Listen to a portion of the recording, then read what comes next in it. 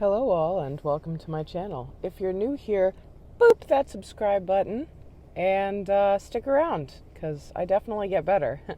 I'm not going to jump right into my script today because I just came out into my car and it is only 23 degrees outside. So I'm going to wait for it to heat up a little bit so I can shut my heat off, and I know that that's making a lot of white noise in the background. So I'm just going to yammer and pause this every so often to hit my smoke while I get ready, and then we will get on with the show.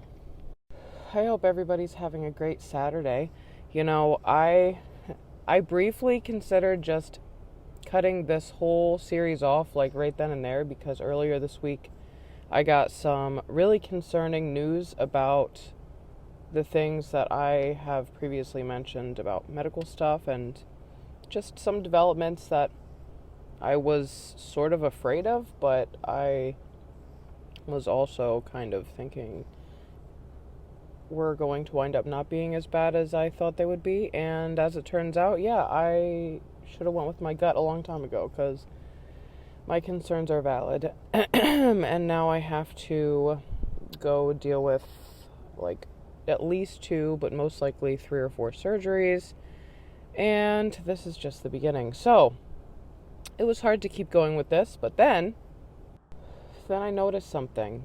I noticed that in 4 days of not creating any new content, where I was expecting my viewership and engagement to taper off rather quickly, I was surprised to see that I've actually gained more followers, and now I'm up to 51 subs, yay.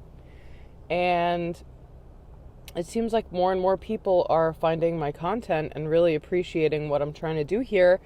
And so this one is for you guys because I was about to just give up. I was super depressed for a couple days there about stuff. And this is where I would just flatline on everything that I was passionate about before and just be in a depressive episode. But you guys engaging are really helping me to find the motivation I need to keep going with this. And that will probably be my salvation because this gives me something to focus on that I really enjoy, as dark and morbid as that might be. There is a lot of positive stuff in this, even though the subject matter is quite dark and negative. And I just really appreciate you guys for coming here and joining my channel and showing me that this idea is valid enough to move forward with, at least for a few more episodes. Not to mention, the more that comes to light that I require surgery for, the harder it is to imagine actually getting the medical help I need at the same time as looking for a real day job.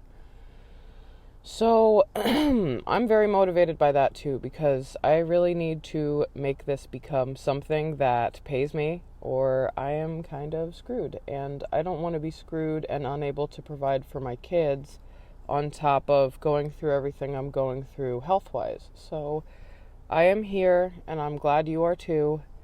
And with all that being said, this is True Crime Time Hop, episode 19. Warning. The following content may be disturbing to some audiences. If you could be triggered by talk of gun violence, murder, or acts of brutality carried out against minors, please exit this video now and prioritize your mental health. Viewer discretion is advised. Nicholas Browning, at 15 years old, was the eldest of 3 sons in the family of Brownings native to the suburbs of Cockeysville, Maryland. His father was an attorney, affording his mother the opportunity to raise their sons and make their home. They were active members of their community and all very well liked, as they took part in things like Boy Scouts and lacrosse, and they were also very well off with a nice big house and another for vacations. They lived an overall privileged life due to the work of both parents. But Nicholas would later testify it wasn't always as picture perfect as it seemed. According to his testimony, his parents were abusive alcoholics. This was the excuse he gave for why he did what he did. On the evening of February 1st, 2008, Nicholas arrived back home after hanging out with some friends. He took his father's gun and used it to shoot his sleeping father on the couch. His father, John Browning, was only 45 years old when his son ended his life. Nick next advanced upstairs, where he systematically annihilated his mother, Tamara, who was 44, and his brothers, Greg and Ben, 13 and 10, respectively. After that, he tossed the gun he used into some nearby bushes on the family's property, and within 5 hours of leaving his friend's house, he returned to play video games and hang out some more. The perp would go on to party with his friends for the rest of the night and the whole next day until he returned home around 5 p.m., at which time he dialed 911, saying that he discovered his father deceased and claiming it appeared to be cardiac arrest, despite the gunshot wound. When he was brought in for questioning, it didn't take long for him to admit that he had committed the crimes, citing the abuse as his excuse, but according to others that knew him, he actually drank all the time and he was known to bully and abuse his little brothers. There's speculation that his real motivation was money and him not wanting his family to interfere with his life anymore. He was sentenced to 4 life sentences and ordered to serve 2 of those consecutively. I guess the others will be run concurrently. While in jail, he has received a couple college degrees and enjoys writing. He has a profile on writeaprisoner.com where he nonchalantly refers to himself as a murderer and says he has a gallows sense of humor, while he tries to sell himself as someone you might want to have as a pen pal. He's also won a few awards for writing contests held within the prison, and some of his works have been published in anthologies with the writings of other prisoners. He is currently on year 15 of his incarceration at Western Correctional Institution. With good behavior, he could become eligible for parole as soon as the year 2031 at the age of 39. So yeah, he'll walk away educated with much of his life still ahead of him. Yikes. And here's a not-so-fun fact for you. This is not the family's first brush with gun violence. 3 decades previous to his death, John's sister Victoria Browning, who was only 15 at the time, emerged from her bedroom on Valentine's Day in 1976.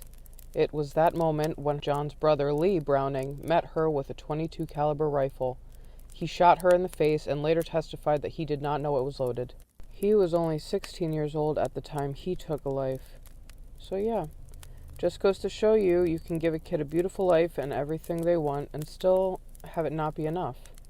I don't like to discredit claims of abuse, but come on, if that was the case, why kill your younger brothers, dude? Like, why not report the abuse? I mean, shit, they couldn't have been too threatening in the moment when they were shot because they were sleeping. If you wrote him a letter, what would you ask him? I considered it, but I chose not to give him a platform because he already seems to be getting way more than he deserves, in my opinion. But, yeah, may the Browning family rest in peace. Tell me below what you would tell him if you were his pen pal. Thank you for tuning in for another episode of True Crime Time Hop. I will be following up with more later today, most likely. And in the meantime, I hope you all enjoy your day and spend some time with your families. Drink water. Take care.